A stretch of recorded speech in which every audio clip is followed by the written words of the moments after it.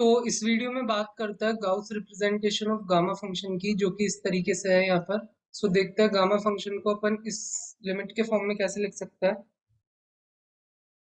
तो सबसे पहले गामा फंक्शन की डेफिनेशन से स्टार्ट करता है। तो तुम्हें पता है कि गामा फंक्शन की डेफिनेशन इस तरीके से है कि 0 to ∞ e raise to power s minus one e raise to power minus T D T, ये गामा ऑफ s होता है। और ये कन्वर्ज होने के लिए तुम्हें ये ध्यान रखना है कि real part of s greater than 0 होना चाहिए, तभी कन्वर्ज होगा ये। तो यहाँ पर तुम gamma of s plus one इस तरीके से लिख सकते हो, बस एस की जगह एस प्लस वन पुट कर दो तुम। तो ये तुम्हारे पास 0 to ∞ T raise to power S E raise to power minus T D T बन गया। अब यहाँ पर तुम इंटीग्रेशन में पार्ट्स कर सकते हो। तो T raise to power S ऐसे का ऐसा, इसका इंटीग्रेशन ये हो जाएगा। लिमिट यहाँ पर अपनी 0 to ∞ है, यहाँ पर अगेन 0 to ∞।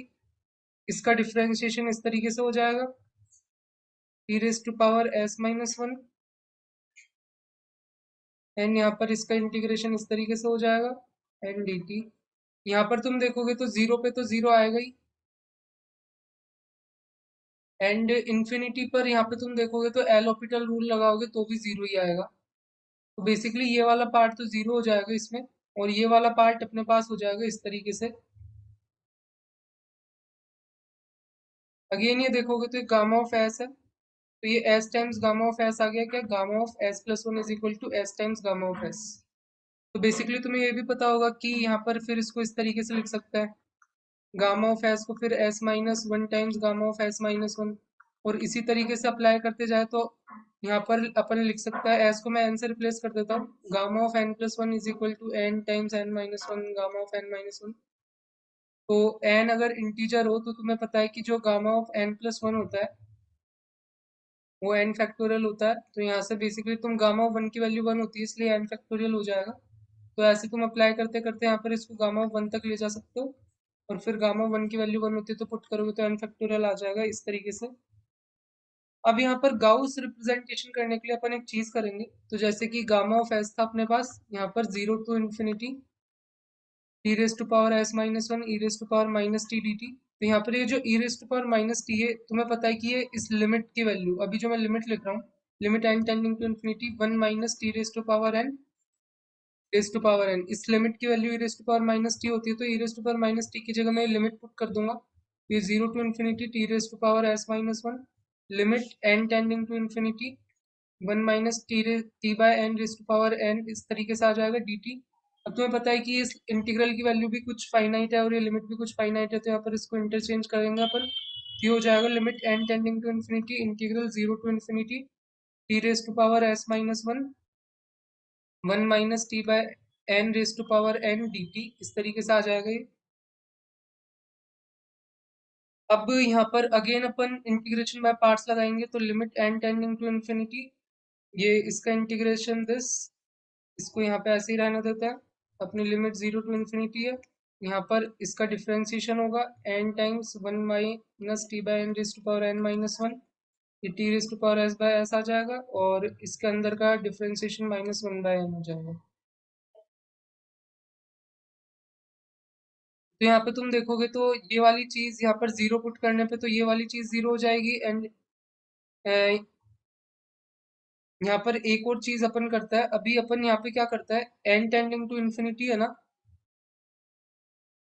तो यहाँ पर अपन लिमिट 0 to ∞ करने की बजाय इसको यहाँ पर तुम 0 to n भी कर सकते हो, क्योंकि n तो ऑब्वियसली टेंडिंग टू इन्फिनिटी ही है, n तो ऑब्वियसली यहाँ पे टेंडिंग टू इन्फिनिटी ही है। तो यहाँ पर ये जो इंटीग्रल की लिमिट है वो 0 to ∞ करने की बजाय तुम 0 to n कर सकते हो यहाँ पर, क्योंकि n यहाँ पर टेंडिंग टू इन्फिनिटी जा रहा है। तो यहाँ पे जो लिमिट है वो 0 to n कर देता है अपन।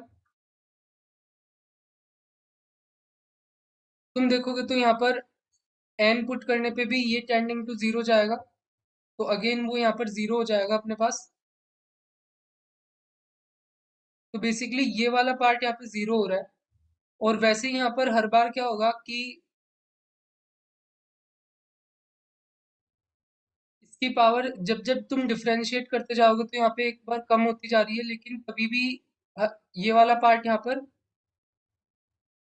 हर बार आता रहेगा इंटीग्रेशन बाय पार्ट्स लगाने पर, और उसकी वैल्यू जीरो होती रहेगी हर बार।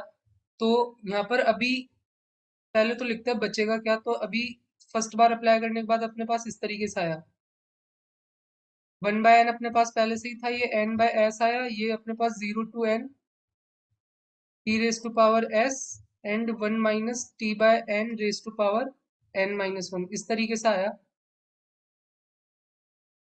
तो ये एक बार अप्लाई करने के बाद आया, तो तुम यहाँ पे देख रहे हो s की पावर +1 हो गई, +1 से इंक्रीज हो गई, और n 1 से डिक्रीज हो गया। तो और हर बार इस टाइप का बनेगा जिसमें n की पावर एक कम होती जाएगी और इसकी बढ़ती जाएगी, t raise to power s की। तुम देखोगे तो दोनों लिमिट पुट करने पर ये इवेंचुअली जीरो ही आएगा, ये वाला पार्ट। तो यहाँ पर अपन इसको n बार अप्लाई करेंगे, तो अब तुम जब आगे इसमें अप्लाई करोगे तो यहाँ पर t raise to power s का इंटीग्रेशन करने पर s+1 आएगा, और नीचे s+1 आएगा, और इसका डिफरेंशिएशन करोगे जब इस वाले पार्ट का, तो यहाँ से n-1 आएगा।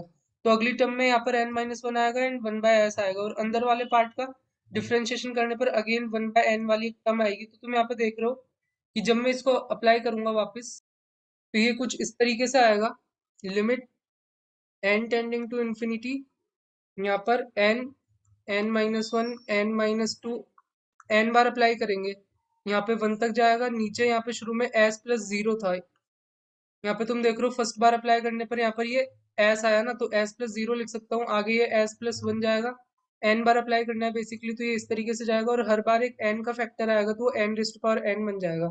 सेकंड बार भी यहाँ पे एक n का आएगा, शुरू में अप्लाई किया तब भी एक n का आएगा, और n बार अप्लाई कर रहा है, ये हो जाएगा। तो अपन को बेसिकली इसको ये जो चीज है, ये इसको पूरा वैनिश करना है, और ये इंटीग्रल अपने पास 0 to n t raise to power s+n-1 हो जाएगा। शुरू में अपने पास s-1 था, अपन ने n बार अप्लाई किया तो s+n-1 हो जाएगा, और इसका इंटीग्रल तुम इजीली कर सकते हो, तो t raise to power s+n divided by s+n आ जाएगा।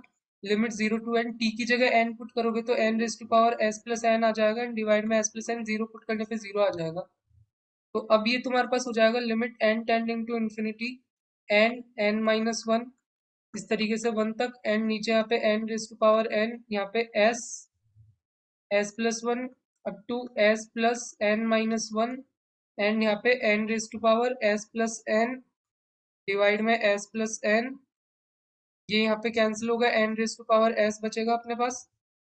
ये जो पूरी चीज है वो n फैक्टोरियल बन जाएगी, तो यहाँ पे अपना है limit n tending to infinity n factorial n raise to power s, और नीचे यहाँ पे s टाइम्स s+1, इस तरीके से आ रहा है। तो बेसिकली यहाँ पे तुम देखोगे तो इस चीज को और इस चीज को मैं एक प्रोडक्ट में कंबाइन कर सकता हूँ, limit n tending to infinity, यहाँ पे n raise to power s by s बाहर निकालता हूँ, और इसको एक प्रोडक्ट के फॉर्म में लिख सकता हूँ, प्रोडक्ट i की value 1 to n i divided by s+i। तो तुम यहाँ पे देखोगे तो पुट करूंगा तो 1 2 3 अप टू n तक ऊपर ये प्रोडक्ट बनेगा, और नीचे यहाँ पे s+1 s+2 इस तरीके का प्रोडक्ट बनेगा। तो ये वाली चीज तो n फैक्टोरियल है ही अपने पास, जो यहाँ से है, और नीचे ये जो प्रोडक्ट है वो ये इस तरीके से है। तो बेसिकली यही शुरू में मैंने बताया था कि गाउस रिप्रेजेंटेशन है गामा फंक्शन का। तो गामा ऑफ एस मैंने क्या बताया था, इस तरीके से तुम लिख सकते हो, limit n tending to infinity n raise to power s by s, and यहाँ पे प्रोडक्ट, यहाँ पर i की वैल्यू 1 to n, एंड यहाँ पर i डिवाइडेड बाय s+i, इस तरीके से। तो यही अपन को यहाँ पे प्रूव करना था। शुरू में यहाँ पे तुम देखोगे तो 1/z, limit n tending to infinity n raise to power z, and this, तो वहाँ पे मैंने s यूज किया, यहाँ पे z यूज कर रखा है, तो इस तरीके से है ये। और ये यहाँ पर ये एक्चुअली में ये लास्ट में ये 1 to इन्फिनिटी है, 0 to इन्फिनिटी नहीं है, हाँ ये 1 to इन्फिनिटी है, इस तरीके से। तो होप तुम्हें अच्छा लगा होगा वीडियो, अच्छा लगा हो तो लाइक करो, शेयर करो, सब्सक्राइब करो, मिलता है नेक्स्ट वीडियो में।